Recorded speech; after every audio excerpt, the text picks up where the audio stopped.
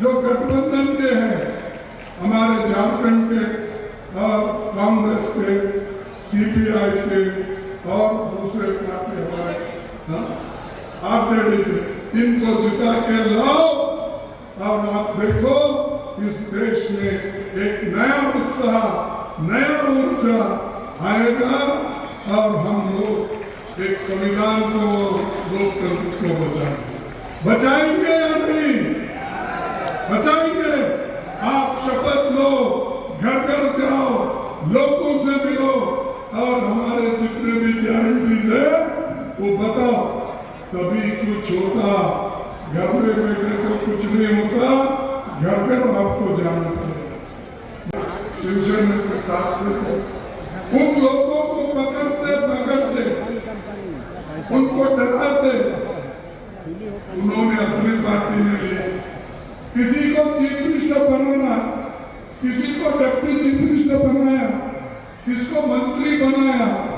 अरे भाई, जब तक हमारे पास थे उनको तुमने कहा ये करप्ट है, करप्शन मैं कभी टॉलरेट नहीं करूंगा, भ्रष्टाचार के खिलाफ हूं बोले। अब हमारे न्याय है, मैंने जब गिना कि युवा न्याय, नारी न्याय, श्रम न्याय और अपने एक जनगणति के, इसका न्याय हमें दे रहे हैं, लेकिन इसके साथ 25 गारंटी दे रहे हैं। 25 गारंटी वो हम महिलाओं से लेकर युवाओं तक और कहीं देश के किसानों तक हमारा पहुंच है। ये जरूर करके हम दिखाएंगे। हम कैसा भी वक्त आने दो, एक होकर ये चीजें रखते हैं। पैसा तो उन्होंने बहुत बनाया, टीके वाली कंपनियों से पैसा लिया। हमारे जयप्रकाश पटेल भाई, अच्छा भाई लगाना फिर, अच्छा जयप्रकाश भाई पटेल, ये हमारे उम्मीदवार हैं। इसीलिए इनको चुन के भेजो, मोदी जी घर को जाएंगे। हेमंत बाहर आएंगे, ये पार्लियामेंट के अंदर जाएंगे। मोदी ये देश के बाहर जाएगा, उन लोगों को ढूंढते, वो चौकसी का है, वो क्या है, ये क्या है, इन लोगों को देखते हुए हो जाए। इसीलिए मैं यहाँ तमाम भाइयों से ये कहना चाहता हूँ कि ये जो आज ईडी, सीबीआई, आईटी का जो इन्होंने गैर फायदा उठाकर लोगों को डराने की कोशिश कर रहे हैं, और इनको हम रोकना है। ये रोकने के लिए हम सभी को एक होना, या कोयले के खान बहुत है, बीजेपी का तो कोयला घोटाला आपको मालूम है। वो जहां भी घोटाला करते हैं वो मानते नहीं। जब कांग्रेस उनके घोटाले को निकालती है तब वो कहते हैं ये तो होते रहता है। तो इसलिए भाइयों, एक 3-4 बातें मैं करूंगा जो आपके साथ खड़े करेंगे। जो लोग आपके साथ लड़ते हैं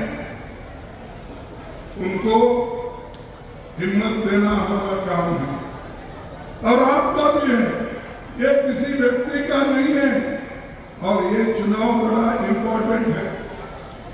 ये किसी एक व्यक्ति की चुनाव नहीं है, क्या किसी एक आदमी का चुनाव नहीं है। मैं पहले ही कहा, ये चुनाव देश के लिए बड़ा महत्व का चुनाव है, और संविधान और लोकतंत्र को बचाने का चुनाव है। तुम्हारे बच्चों का भविष्य को ठीक करने का चुनाव है। इसको आप देखिए, चुनाव तो आते जाते हैं, म्युनिसिपालिटी के चुनाव आते, पंचायत के चुनाव आते हैं, एमएलए के चुनाव आते हैं, लेकिन भाइयों इस बार अगर मोदी जीतेंगे, बीजेपी जीतेगी, आरएसएस सपोर्ट करके लाएगी, नेक्स्ट टाइम चुनाव इस देश में नहीं होंगे। मैं कह रहा हूं क्योंकि ये डिक्टेटर है। बीजेपी के नेता लोग डिक्टेटर्स है, हुकुमशाह है, ये नहीं चाहते गरीबों का कल्याण हो, बात बड़े करते हैं, मैंने उनको बनाया, मैं इनको बनाया। अरे बनाए, ये डेमोक्रेसी है, डेमोक्रेसी में बनता है, आदिवासी भी बनता है, दलित भी बनता है, पिछड़ा भी बनता है, गरीब से गरीब भी बनता है। यही तो खूबी है डेमोक्रेसी को, यही तो खूबी है संविधान की। लेकिन तुम उसको मिटाना चाहते हो, लेकिन हम उसको मिटाने नहीं देंगे। हम संविधान को बचाते कि अब के बार 400 पार, अबे आएंगे कहाँ? अब आएंगे कहाँ 400 पार? तो आपको पूरे साउथ में वोट नहीं मिल रहे, या आजू बाजू के राज्यों में नहीं मिल रहा, झारखंड में नहीं मिल रहा, यूपी में भी आपके वोट कम हो रहे, बिहार में कम हो रहे, पंजाब में कम हो रहे, राजस्थान में कम हो रहे, छत्तीसगढ़ में कम हो रहे, मध्य प्रदेश में कम हो रहे, महाराष्ट्र में कम हो रहे, कर्नाटक में कम हो रहे, तेलंगाना में कम हो रहे, हर जगह कम हो रहे।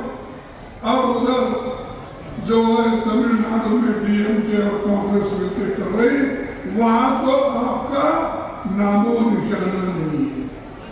तो कहां से 400 पार? ये लोगों को गुमराह करने का है। इस बार मोदी जी, बीजेपी हार रही है, ये आप समझो। यहाँ रही है, हार गई। उसीलिए वो हमेशा असली बात छोड़ते हैं। देश के लिए उन्होंने क्या काम किया ये कहते नहीं। क्या किसी को एम्प्लॉयमेंट दिया? क्या किसी को नौकरियां मिले? क्या किसी को आपने किसानों की आमदनी बढ़ाई? आपने काला धन लाकर लोगों को देने की बात की थी, आपने दिया? दिया क्या? नहीं दिया। तो ये मोदी है, नहीं देना यही मोदी जी की देन है।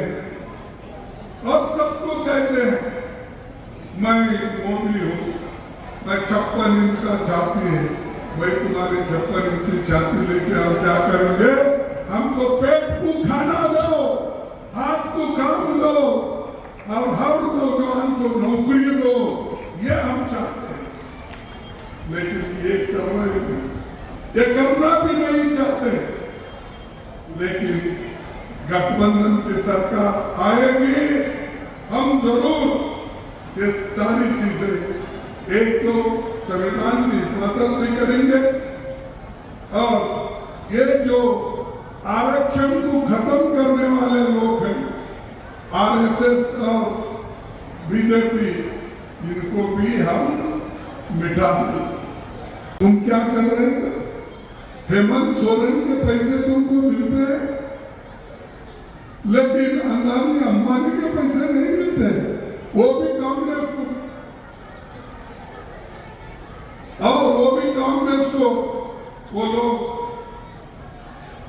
ब्लेम करते, दोष देते हैं। तो ये जो मोदी, मैं इसलिए बोल रहा हूं कि मोदी जी ये रिजर्वेशन को खत्म करने वाले और जितने भी गरीब लोगों का पहले से ही उनकी आंखें जल जमीन और जायदाद पे है वो छीन कर अमीर लोगों को देने वाले ये लोग, इनके लिए हम सोच कर कहाँ का कमजोरी है अपनी को जरा मजबूती से एक होकर आप वोट दो। और खास करके आप नहीं चाहते इसको बचाना तो ये आपकी मर्जी है, लेकिन हम आखिरी खून तक, जैसा कि महात्मा गांधी जी ने इस देश को आजादी दिलाई, नेहरू जी ने यहाँ पर जमहूरियत का उस हेमंत सोरेन की, उसने कहा मैं जेल जाना पसंद करूंगा लेकिन आपके साथ कभी नहीं है। मैं कांग्रेस के साथ, गठबंधन के साथ रहूंगा लेकिन बीजेपी के सामने कभी सर नहीं झुकाऊंगा, चाहे वो सर कट जाए लेकिन मैं झुकूंगा नहीं। ये उसका सवाल, इसीलिए आखिरी में उन्होंने जेल भेजा। अरे भैया आप जेल भेजे हैं, लेकिन ये 2024 के इलेक्शन में हमारे जितने भी नेता लोग जो साल को 1 लाख रुपए देने का हमने वादा किया वो देंगे नहीं। क्या ये भी मुसलमानों के लिए? दलितों के रिजर्वेशन हम प्रोटेक्ट करेंगे और जाति जनगणना करके लोगों की हिफाजत करेंगे। ये सब मुसलमानों के लिए है। मुसलमान हिंदू बोल कर देश को तोड़ने का काम अगर किसी ने किया है तो मोदी जी ने किया और कर रहे हो। हर जगह जाते यही बात, धर्म के आधार पर, धर्म के नाम से देश को लूट रहे हैं। अमीर लोगों का 16 लाख करोड़ रुपए कर्ज उन्होंने माफ कर दिया, लेकिन गरीब किसानों का कुछ माफ हुआ? कुछ माफ हुआ? हाथ उठाओ, बोलो। नहीं हुआ तो मोदी सच है झूठ है? झूठ है सर। मोदी ने कहा भाइयों और बहनों, कांग्रेस वाले अमीर लोग स्विस बैंक में पैसा रखा है, काला धन, मैं लाऊंगा, लाकर तुम्हारे जेब में 15-15 लाख डालूंगा। डाल दिया? नहीं आया? देखो भाई, ढूंढो कहीं तो रखे। उसने फिर यह कहा आगे बढ़े। यही मैं चाहता हूं। आज हमारी गठबंधन बड़ी मजबूत है। यहाँ पर हेमंत सोरेन जी हो और बाकी और दूसरे पार्टियों के साथ में हमारा गठबंधन है। गठबंधन हमने इसलिए किया कि मोदी को अगर हराना है, बीजेपी को अगर हराना है, तो हम सभी लोग मिलकर एक होकर अपने हकूक के लिए लड़के संविधान और लोकतंत्र को बचाने के लिए हम एक हो गए। ये खतरे में है और ये जब खतरे में है तो यहाँ पर बैठने वाले सभी लोग खतरे में हैं, क्योंकि अगर वोटिंग का अधिकार आपको नहीं, नौकरियों का अधिकार आपको नहीं और जो आपको बुनियादी हक मिले हैं, जिसको हम फंडामेंटल राइट्स कहते हैं, अगर वही नहीं है तो कोई काम से नहीं रहेंगे। जैसा कि आजादी के पहले हम गुलाम थे, आदिवासी, दलित, पिछड़े, ये सभी लोग गुलाम के जैसे थे। अगर फिर संविधान चले गया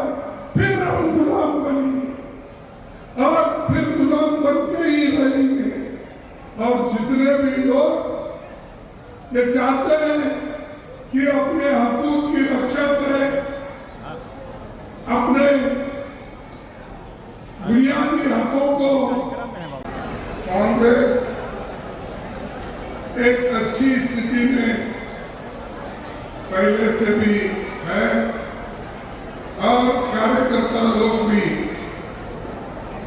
इतना ठीक ढंग से काम करते हैं। इसीलिए मैं सभी को ये कहूंगा, जोहार साथियों, जोहार साथियों। ये महान नायक बिरसा मुंडा जी, बाबा तिलक मांझी, वीर बंधु भगत, सिद्धो कानू समेत अनेक लीडर्स यहाँ के हो गए हैं और इन महान नायकों को मैं नमन करता हूँ।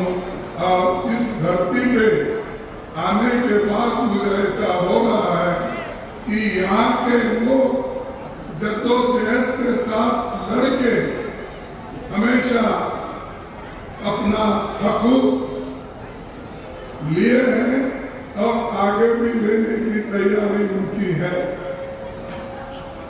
आज चौथे दौर का मतदान चल रहा है।